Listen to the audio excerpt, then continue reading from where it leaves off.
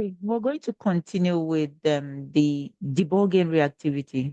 This is what hardly we can term as one of the difficult type of problems that you can come across when you're developing a Shiny application. So here you will need to create a minimal reprex if you're looking to get help from the community. So you have to create something that we call this reprex to help kind of simplify the problem that you're having through your own code. So we're going to talk more about this later, but we'll go quickly through what it's saying now. So there's another way, the reactive log, that you can look at that as well, but we're not going to be going to that in this chapter. So it said, but for now, we'll focus on classic technique that is useful here. So that is the print debugging. So when we're talking about the principle and debugging, that we're talking about calling the print whenever we need to understand what part of our code is evaluated and to show the value of important variables.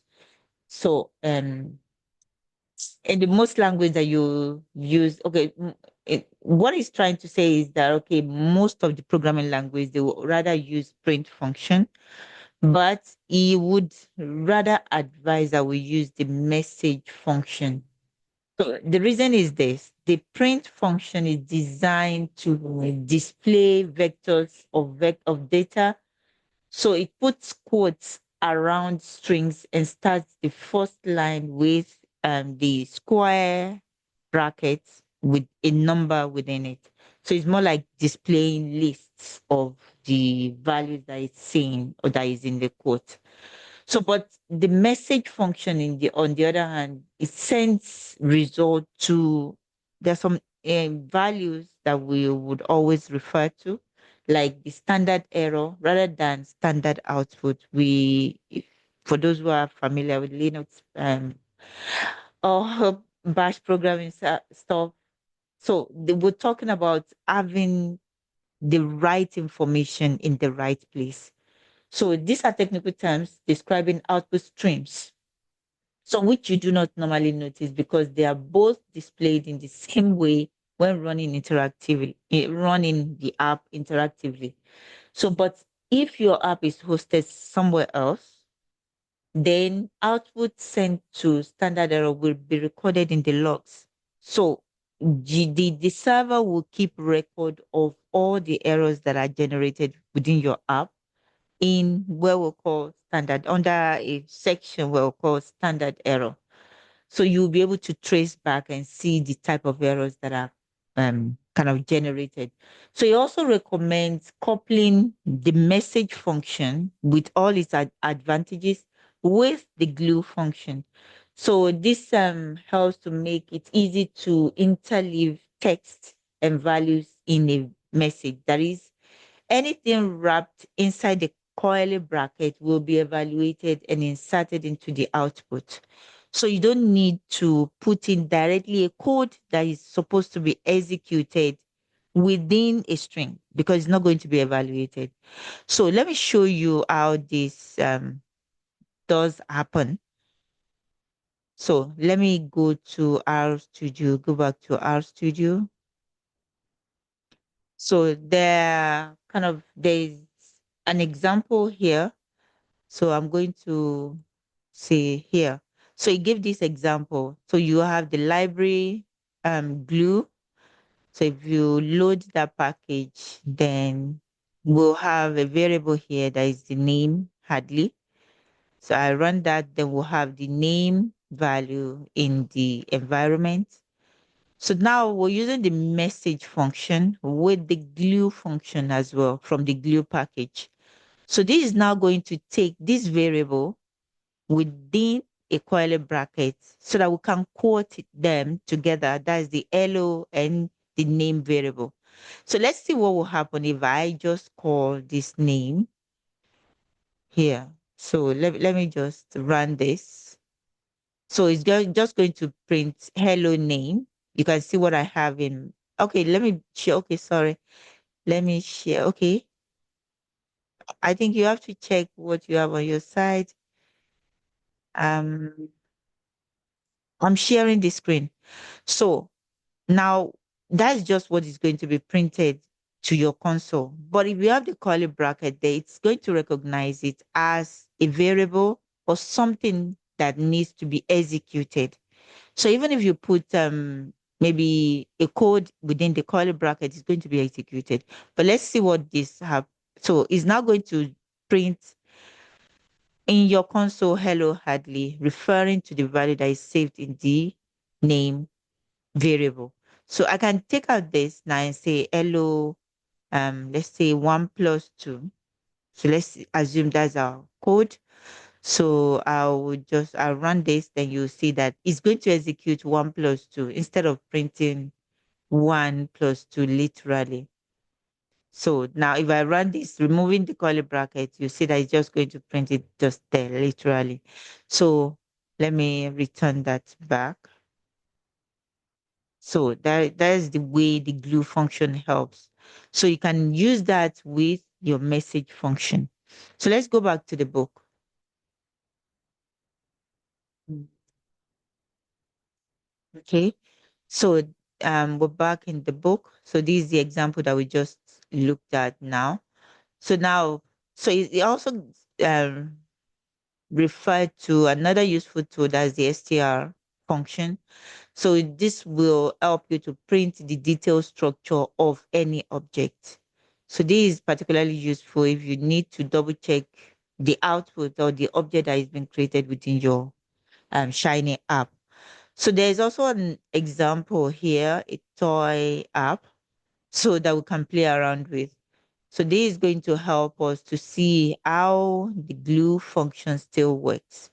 So if you put in your input values here, just like the way we do with the Shiny app, it's just going to print something literal there. It's not going to execute it. Like, okay, it's not going to get the value that is stored in that input. So that is what is going to happen. So let's go back to our studio. So I have I think this is the app. So now this is what he had there. Let me just put in the library, the Shiny library. Um, okay, drop that here. So to just play safe, always have your libraries in here. I don't need the tidyverse package. So I can run this now. So if we run this, you'll see what is being printed here. It's listening to the app. Then we'll also have an output that is printed to our console. So these two are from the app. So let me just go back to the app and show you what is happening. So what we're doing here is this. You're using this function, observe event, to check anytime that the slider with the input ID X is changed. Anytime it's changed, then we change, something is going to happen to what the slider Y. Okay? That is what's going to happen now. So if you look at this, anytime the input value X changes, we're going to print out this message. And the message is that it's going to glue together strings with your input, the value that is coming from your input. So this Y is in a curly bracket rather than just being plainly placed there. So if I remove this, the curly bracket, and then run it again. Okay, let's save that. So this is you can see what I have in the console now. It's just printing literally input $Y. It's not executing it, while the other one is multiplying the value in the X, which is 1 by 2, and assigning that new value to Y. So this is not going to be executed if the curly bracket is not there. And I hope you understand that now. So if you have any questions, please let me know. So this is the way the message and the glue function work together. Then the same thing goes for when we have a reactive value here. So the total is being generated, and we need to print that out as a value. So that is what the glue function is going to do for us, because we can't just take the value, this total, like the variable here. We can't just use that without having the curly bracket there to recognize it as a reactive value. So this is what is going to be generated now. So this is the way we can use the message function and the glue function to help us to kind of debug problems within our Shiny app. So let's go back to the book so that we can finish all. So now we'll go to getting help. So we'll discuss more about this can be learned in the chapter 8, and a little bit has been talked about in the chapter 3 as well. So you can refer back to that. So getting help. So when we're talking about getting help, we're talking about getting help from the community. So if you need help from the community, you have to know how to create what we call rubrics. So this is what we term as reproducible example. And this example means that it can be run on any system that is different from yours. So if it's working only on your system, then that means nobody is going to be able to help you. Because if they run it on their own system, they're not going to see what you're seeing on your local system. So you have to create this reproducible example, which we call reprex. So the goal basically is just to um, provide the smallest possible snippets of our code that illustrates the problem, not the entire app, the problem itself, and can be easily run on another computer. So reference by definition is just some R code that works when you copy and paste it into a R session on another computer. So if you want somebody to help you, you have to make it easy for them, just like Hadley mentioned in the book. So making a reprex allows you to capture the essential elements. We're talking about the essential elements of the problem, not the entire app. So into a form that anyone else can run so that whoever attempts to help you can quickly see exactly what the problem is and can easily experiment with possible solutions. So this is basically an example that you can work with. So a reprex is just okay. So here's a simple Shiny app reprex. It's just a simplified Shiny application. So this code doesn't make any assumptions about the computer. The package that is needed is there. The values that are needed are all clearly stated here. So it can be run on any other um, system. So if you're looking at creating this, I'm just summarizing this so that we'll be able to use the time well. So the first step is making a reprex is to create a single self-contained file that contains everything needed to run your code, including your packages. So you have to start with a fresh session, R session, and then running the code. So make sure you haven't forgotten to load any, but just like I said, any packages. So then typically the most challenging part, okay, is eliminating the use of data. So most of the time you want to eliminate the use of data. And um even if you have to get the data in, you can use some R data sets that comes with the R programming language itself. An example is the MT cars and Iris. So other times you might want to write some simple code like this to generate your data. But in cases where your data is kind of too big or you can't really write the code like this, you use the function deput. This from the R-based function. You can get it on your system. So then you use that to generate your data. So you can just pass your data into it. But if your data is rather too big, you would get something as simple as this. Okay. You get something kind of um too long. So you might want to streamline that by narrowing or subsetting the data to the one that is relevant to your problem. So let me show you an example here from the sample app that we used. So I will let me run this. Then we can use that function. So by bringing in, okay, we're running let me get this run. Okay. It's kind of slow. So I don't know. Oh, okay. Okay, I was still running the Shiny app, so that's why it's kind of slow. So let me run that again. So I hope this is fast. Okay, this is faster. You can see the data here is having 2,823 observations and 25 variables. So if I try to do that, let's see what we'll get. So it's the DPH function is from the base R,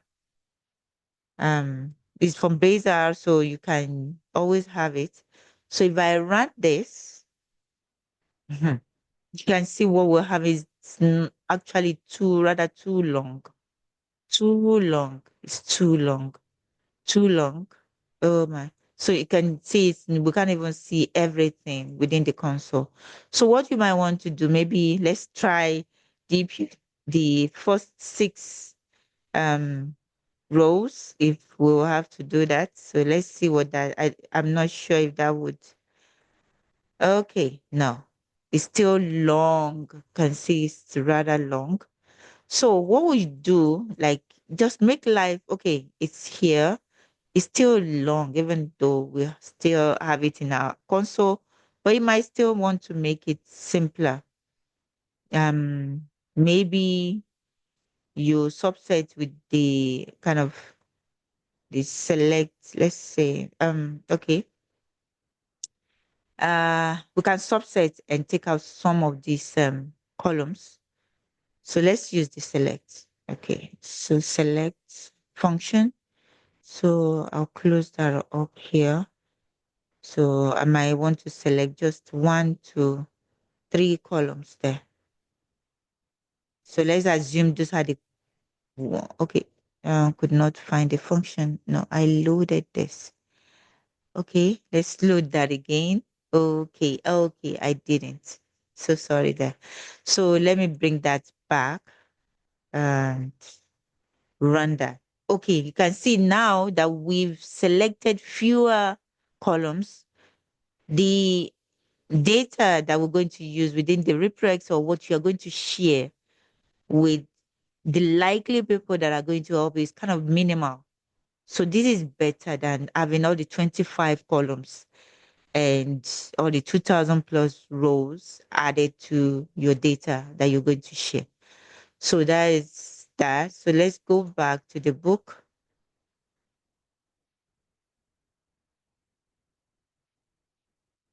Oh, okay. I think I wasn't sharing that. Oh, sorry. I wasn't sharing the sorry, I didn't see that. So what I actually did was okay, let me clear the console now. So what I initially did was okay, if you want to generate your data, I passed in the entire sales data, and now we have too long code to generate our data. You can see we can't even see the beginning of the code that is generating the data that we want to share. So I also did this, the deep root. Okay, I'm taking just the first, okay, let's just take in the time. Okay, so I'm taking the first 6 rows, so but it's still long. So you might want to kind of narrow down by selecting some fewer columns. So that is where this came in, but selecting the first 3 columns and then want to take this first 6 rows. So this is much more shorter and helpful and easier for whoever wants to help you to be able to work with. So go back to because sorry for that. So I think that is for that one. So making the a minimal reprex is about following some guidelines. So you can read through this and you'll be able to make something easier that someone else will be able to kind of help you with. So just make your code or your app straightforward. So if you're not even going to, if your app is kind of having some inputs or outputs that might be too much that are actually not causing the problem, you might want to take them out one by one. Just be taking them out one by one to until you notice that okay, you might have taken the ones that are actually causing the problem, or you now have the ones that are actually causing the problem. So then, does your app have a complex layout that you can simplify? Yeah, that's what it was talking about. So are there any reactives in the server that you can now remove? If there are any reactives or you're rendering UI from your server side, you might want to see if you can bring them to the UI or you take them out if they are not affecting or causing the problem.